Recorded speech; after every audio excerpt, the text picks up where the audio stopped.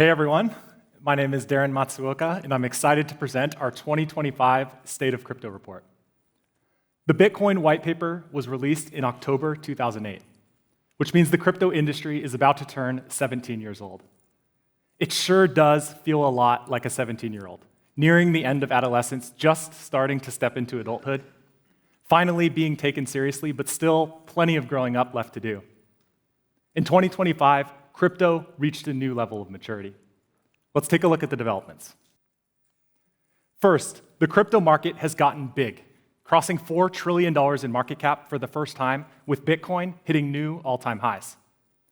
2025 was also the year of institutional adoption, with some of the world's most prominent companies moving into crypto.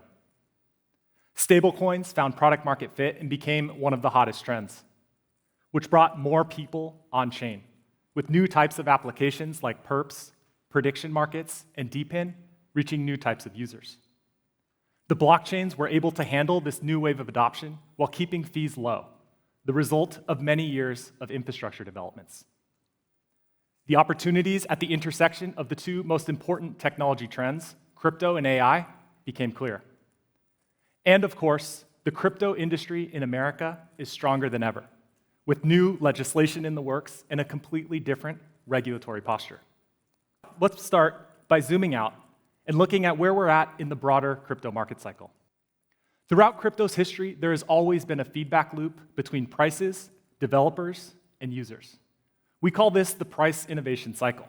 We saw it in 2017 during the ICO boom, in 2020 during DeFi summer, and in 2021 with the NFT surge.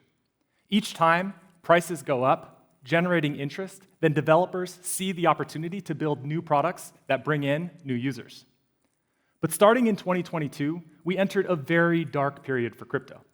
People lost confidence after the FTX collapse, the launch of ChatGPT shifted the attention toward AI, and the crypto industry was under a full-blown regulatory attack in the US.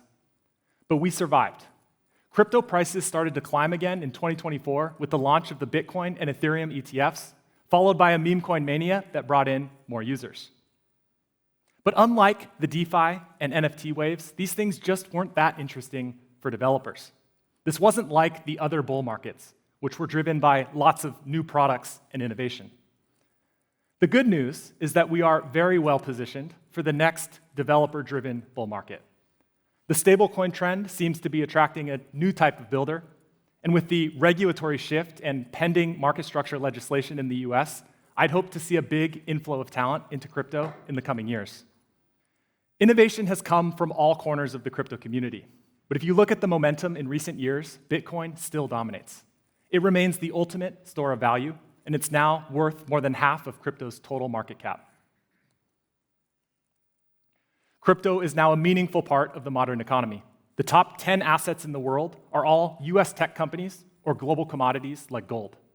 Speaking of gold, it's still 11 times larger than Bitcoin, presenting a $20 trillion gap to close as crypto competes as a store of value. Of course, macro dynamics matter a lot. Crypto prices are heavily influenced by things like interest rates, and their correlation to other assets can shift over time. Sometimes, Bitcoin looks like a safe haven, correlating more with store of value commodities like gold. Other times, it looks like a risk asset, behaving more like high-growth tech stocks in the NASDAQ. When we did a geographic analysis on how crypto is being used, we found something interesting. Indicators of on-chain activity tend to point toward developing countries, whereas indicators of interest in trading tokens skew toward developed nations. This makes sense, because crypto is needed most in countries with unreliable financial infrastructure or those that lack economic or political stability. We also looked at which ecosystems seem to be drawing in the most developers. Ethereum and its layer 2s, Solana, and Bitcoin seem to be most popular among builders today. Beyond that, there's also some newer emerging ecosystems worth keeping an eye on. There are many dimensions to the size of the crypto market, but one we're really interested in is how many people are active on-chain users of crypto. Our team did an analysis based on wallet user data, on-chain forensics, and some discussions with portfolio companies and industry partners. Our rough estimate is that there are now 40 to 70 million people interacting with crypto on-chain monthly. This is a wide range because it's very difficult to know for sure. But we think the industry gained about 10 million users from our estimate last year.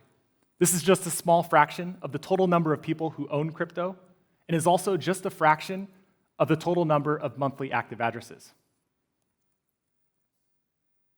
2025 has been the year of institutional adoption. The world's largest financial institutions aren't just exploring crypto, they're making real commitments. For the first time, they see the opportunity for crypto to reshape their businesses. We saw big IPOs and acquisitions, new corporate blockchains, real-world asset tokenization, and large-scale stablecoin payment rails. And these announcements don't seem to be slowing down anytime soon. The ETFs have also been picking up steam, with over $175 billion in on-chain crypto holdings. BlackRock's Bitcoin ETF has been commonly cited as the most successful ETF launch of all time, and the Ethereum ETFs have seen notable inflows in recent months. These products make crypto more accessible for investors, unlocking a huge amount of institutional capital that's historically been on the sidelines.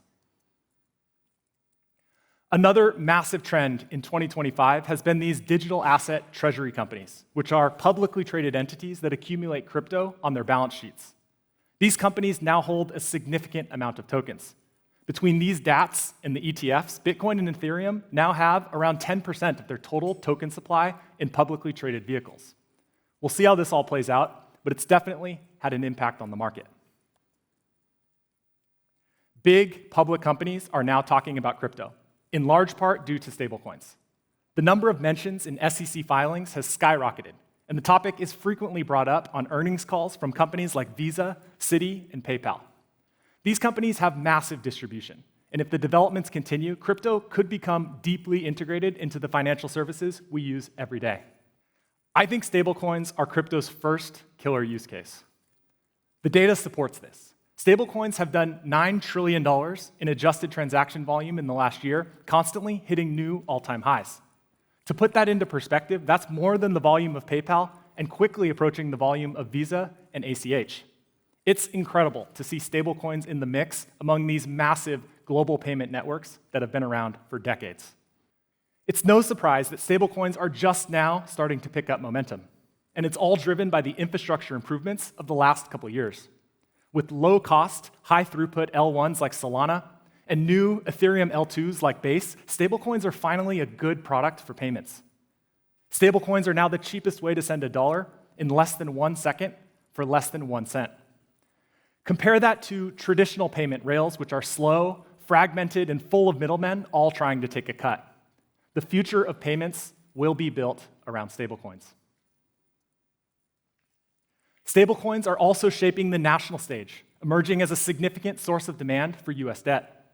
In just 10 years, they've become a top 20 holder of US treasuries, surpassing entire countries like Saudi Arabia, South Korea, Israel, and Germany. Stablecoin supply is at an all-time high, and another great stat is that over 1% of the total US dollar supply is now tokenized as stablecoins.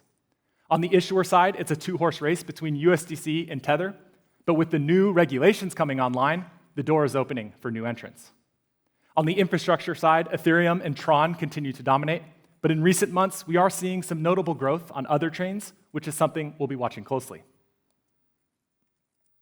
What makes me most excited about stablecoins is the fact that all this activity seems to be uncorrelated with broader crypto trading volume, which is a sign of organic use and product market fit. For a long time, stablecoins were criticized for only being used to settle speculative crypto trades, but this data shows otherwise. If you look closely at the shape of these two graphs, you can see a viral loop that's with stablecoin activity that's independent from trading. That's because stablecoins have many uses. The stablecoin opportunity for the United States is more clear than ever, which has helped build momentum on the policy side. On one hand, the country's national debt is growing out of control, and the demand for that debt is waning. For the first time in 30 years, foreign central banks hold more reserves in gold than US treasuries. On the other hand, stablecoins, a buyer of US debt, as we saw earlier, is projected to grow into the trillions of dollars, with over 99% denominated in USD. Stablecoins present a path to sustain dollar dominance. With all this momentum building, with stablecoins and institutional adoption, more people are coming on-chain. Just look at the share of crypto trading volume on decentralized versus centralized exchanges. Nearly 20% of spot trading now happens in DeFi, a number that has grown fairly steadily since the category emerged in 2020. But the spot market tells only part of the story. A huge trend this year has been on-chain derivatives, which has allowed new protocols like Hyperliquid to generate trillions of dollars in volume and over $1 billion in revenue. More specifically, perpetual futures emerged as the ideal product for crypto speculators, allowing people to take leveraged positions, long or short.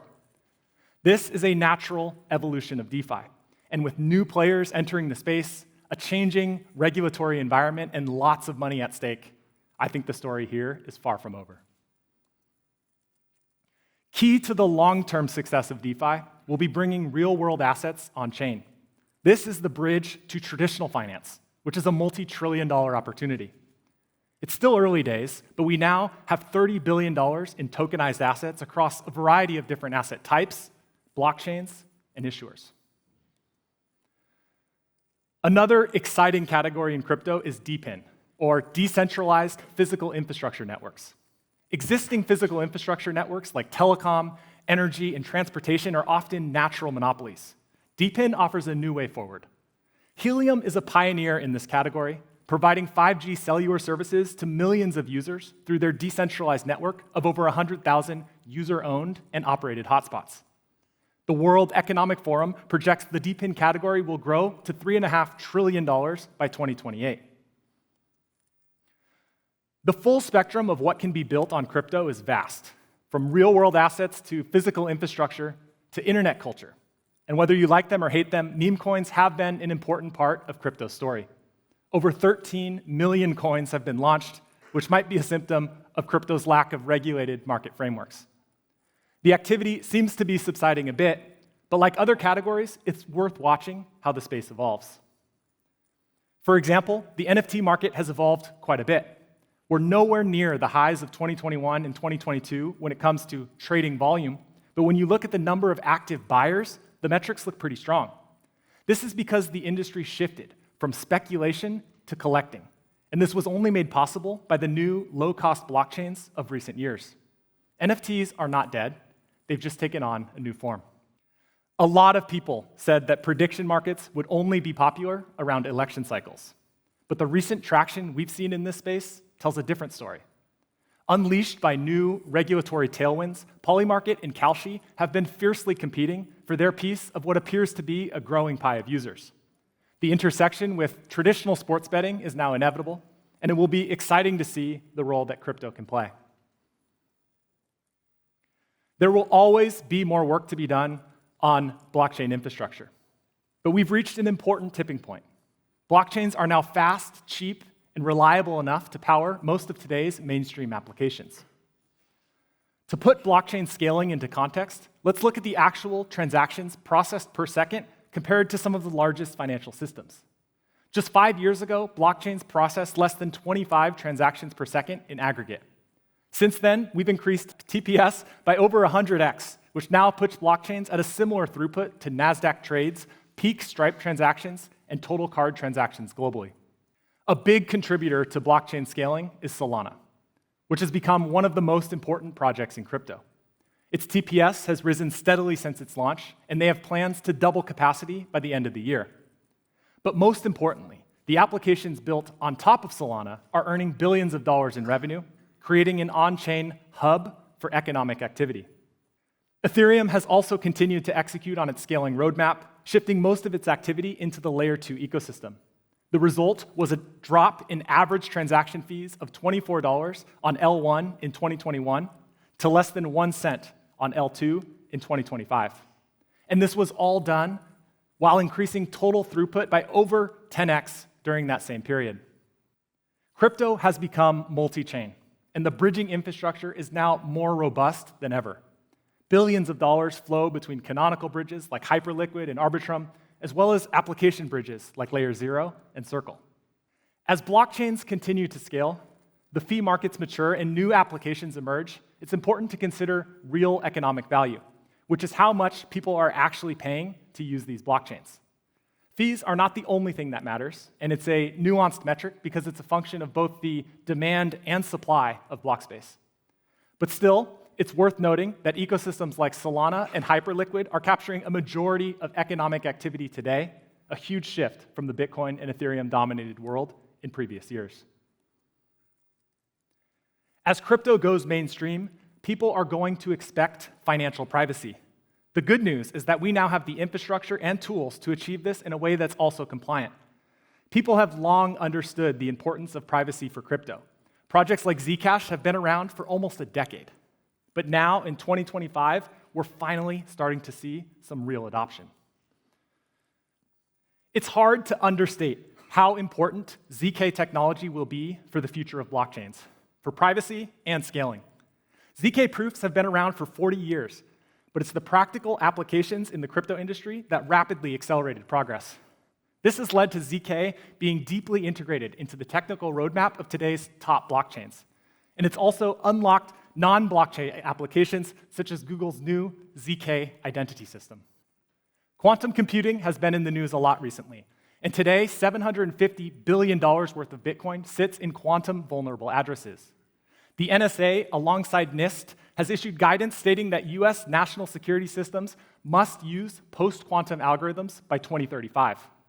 While the time horizon for quantum computing is still very unclear, many blockchain communities, including Bitcoin, have started to accelerate their post-quantum roadmaps. This is a complex challenge worth getting ahead of.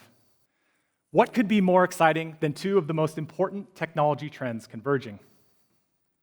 There are clear opportunities for crypto to solve some of AI's most pressing challenges. We all see how difficult it's becoming to distinguish between AI and human-generated activity.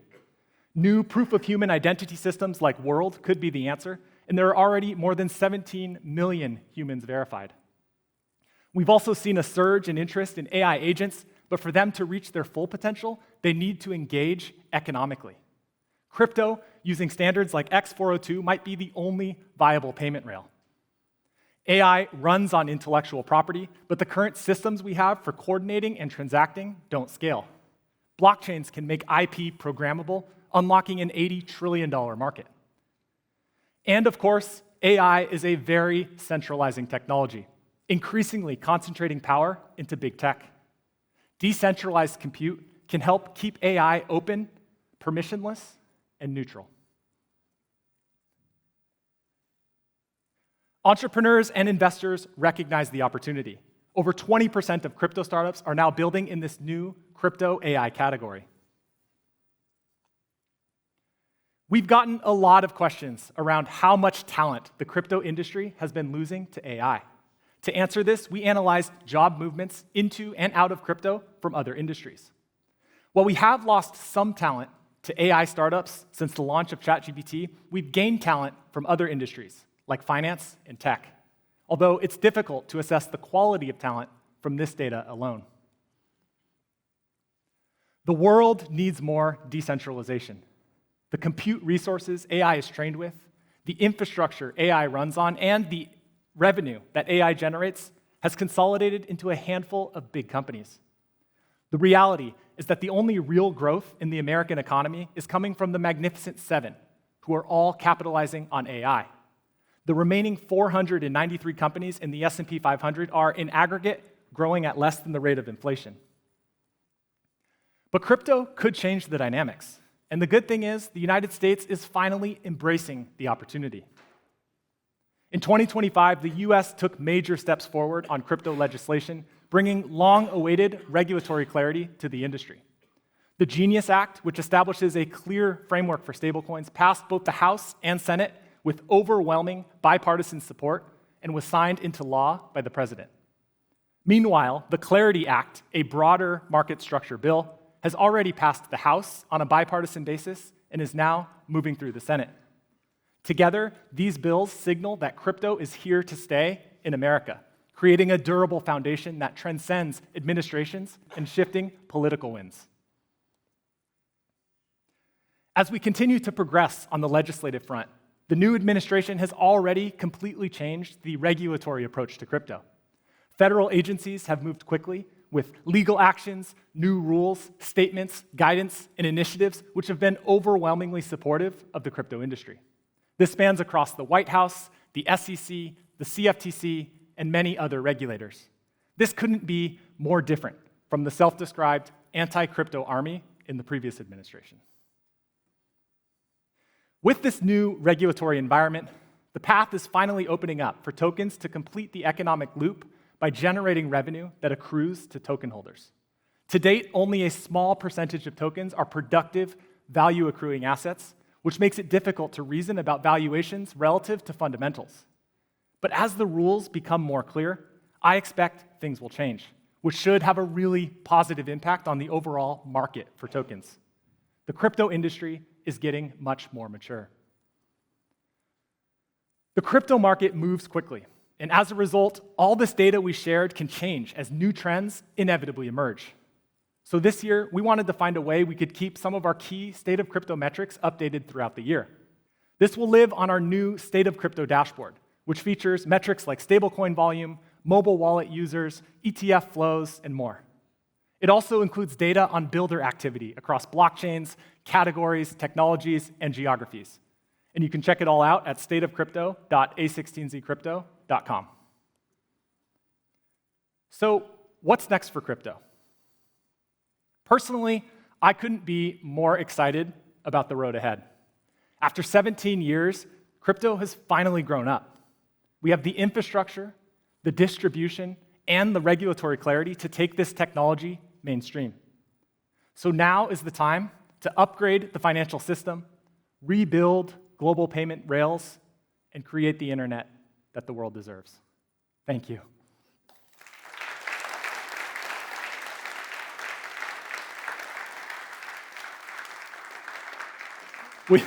We are now going to transition into a quick Q&A, and our CTO, Eddie Lazarin, also has a microphone and is available to answer any questions as well. Great job. Thank you.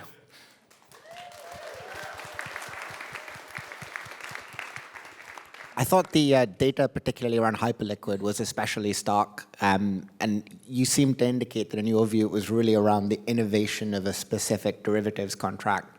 We look at the broader financial industry, there are so many other non-analogous things happening there, everything from credit default swaps to other stuff. Is there any sense in your mind about where there is demand pressure for specific kinds of derivative that either for technological or legal reasons are not showing up in the data? Yeah, it's a good question. I think, first of all, I'd say this is kind of a natural evolution of DeFi. We started with kind of the simple stuff, and as there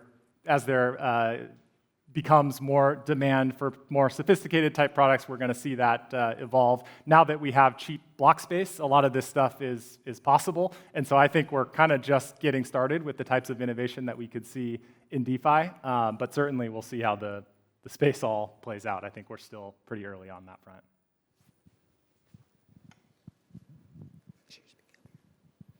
You showed the slide where credit card payments roughly have a 2 to 3% payment processing fee along with a 30-cent charge compared to stablecoins that only have 1 cent per transaction. I was curious if you knew what the percentage associated with fraud, disputes, et cetera, comes into play with the credit card processing, because clearly stablecoins don't have those mechanisms in place, and as they mature, they will need to. Yeah, Eddie, it's a great question. Of course, the 3% plus 30 cents fee internalizes those costs to some degree. We can debate how much of that percent reflects the payment processor's market power, right? Their ability to charge some price above the actual cost of offering those extra services. But it's definitely the case that in stablecoins, those are externalized. Some early evidence is that some payment processors, like Stripe, who do offer stablecoins as an alternative settlement path, tend to charge 1.5% all in, so half the price all in. Now, I think that's a good comp because the same agent is charging that price, which means they have maybe the same market power. So we can kind of cancel that out of the equation, so to speak.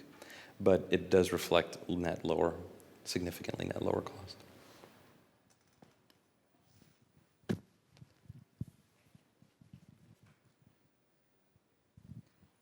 this isn't a very specific question, but I think it's going to be challenging because it's like asking you to pick your favorite child. Many of the teams internally have kind of toiled over this data for a long time. What was the most shocking or most astounding thing to you, maybe most important takeaway from the entire report?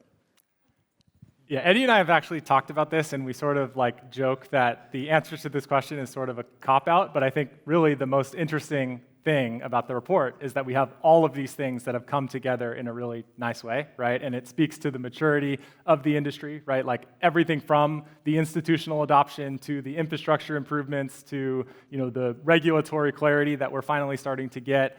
All of these things together, I feel like, tell the story. And so I know that's a little bit of a cop-out answer, but it's really what surprised me the most is just how cohesive the narrative has become around crypto really growing up and ready to take on the world. Yeah, I mean, we almost should have called the report the "No More Excuses, Guys" report, because everything's going the right way. Right? There's no one specific stat. I mean, maybe the stablecoin volume is somewhat shocking. The decoupling, I really love the decoupling slide, but I think across almost every interesting infrastructural and regulatory area in the space, there's undeniable progress. And I think that as a whole is very exciting. Co from Aleo. Appreciate the report, Daren, especially that slide on privacy. Why do you guys think that there's been such an uptick on privacy? What's been the generation for that? I wish I knew. I mean, we should check the chain and see if there's any clues, but they're well hidden. Do you think there's anything to do with the stablecoin stuff? Yeah, I actually think it does. I love using all these privacy things. I use them every chance that I get, and We love you too. Yeah, and I'm constantly struck by how, not talking about you guys, but how terrible the UX still is. It's terrible, but at least it works, and that's pretty mind blowing. It really does actually literally work. I can't say what exactly it is that it's driving the popularization, but if I had to kind of pick one general shape, it's that once you start moving more things on chain and you get more comfortable with using more things on chain, looking at your stuff, looking at other people's stuff, parking stablecoins, using DeFi apps, it kind of becomes obvious that you're letting all your stuff hang out there, and you're waving you're flapping in the wind, so to speak. And I think the more crypto native people I talk to, the more they hear about private options, the more interested they become, right? Just as they say, oh, wait a sec, why don't I just mix this into my thing? Why don't I just layer on this extra app or this extra service? I'm super bullish on it. I talk about it all the time. The podcast we put out today, I mention it in each one. I think privacy is going to become a really obvious second-order demand, right? A second-order demand from the popularization of these things. Because people take it for granted. The idea that they don't care is totally absurd to me. Thank you. And we've talked about this a little bit too, but as the institutions come in, right, the expectation is that there is privacy, right? And so I think the more institutional adoption that we see, the more kind of mainstreaming of the technology, the more people and businesses are going to expect financial privacy, and so that in itself could be a catalyst for kind of the whole privacy movement, which is great.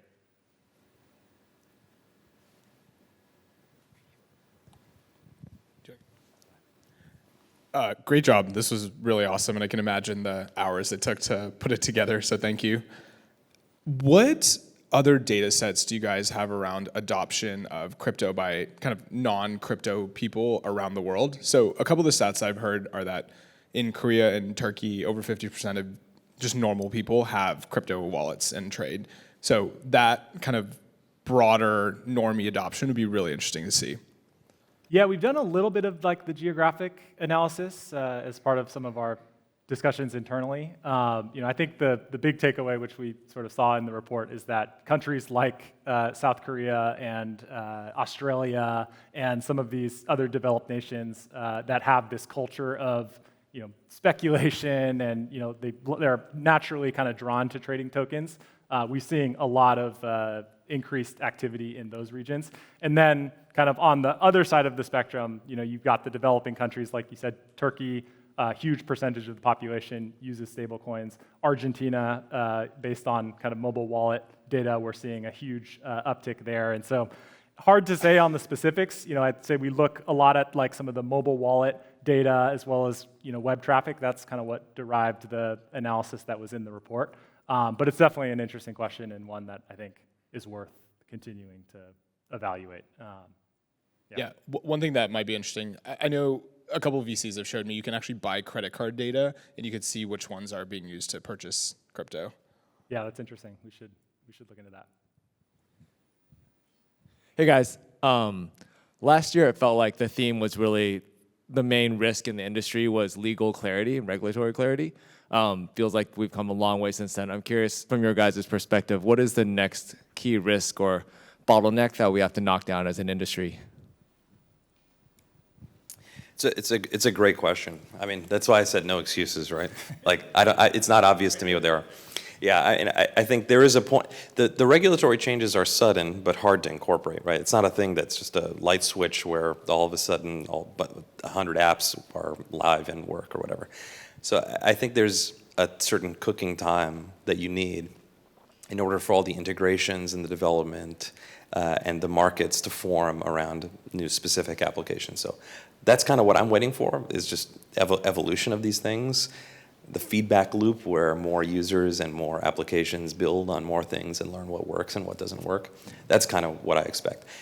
I'll park that there with the regulatory. The other, honestly, and I hate to be beating a dead horse all the time, but the UX is horrible. Our industry is absolutely embarrassingly bad when it comes to the user experience. I test this all the time.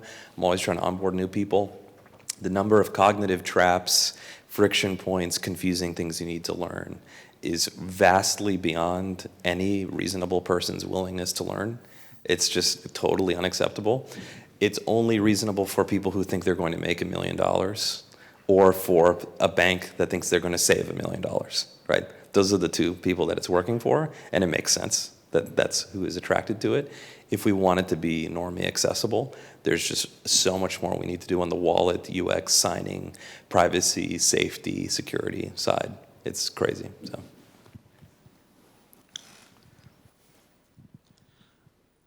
Great job, guys. That was really an impressive report. One thing that we're seeing on the stablecoin side is just a lot of interest in trying to measure the utility of the stablecoins, obviously beyond trading. There's kind of like this concept that I call the time to live of the stablecoin that kind of like measures the time essentially spent by between the mint and the burning of the stablecoin. And obviously our goal as an industry, I feel like on the stablecoin side is to just incentivize the stablecoin to stay as a stablecoin, and this is, you just bring more and more value as the stablecoin stay on as a stablecoin. Curious to hear on your end, how are you thinking about measuring something like this, measuring the utility that the industry brings to stablecoins to incentivize them to stay as stablecoins? It's a good question. That's a tough one.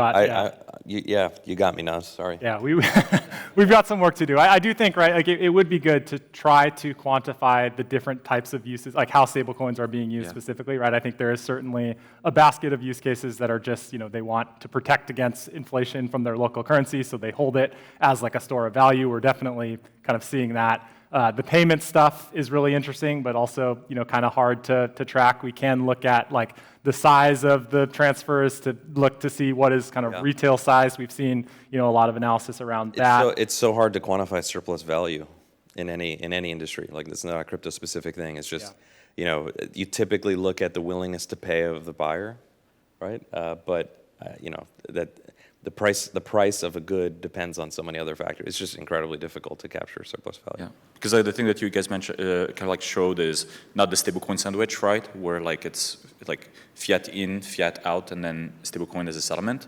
That's a lot more expensive, but stablecoin just transfers is where you get kind of all of the value. So, would love to. Let's work on it together. Thank you for the I would love for that. the idea. Okay, thank you. Thank you. Thank you, Daren.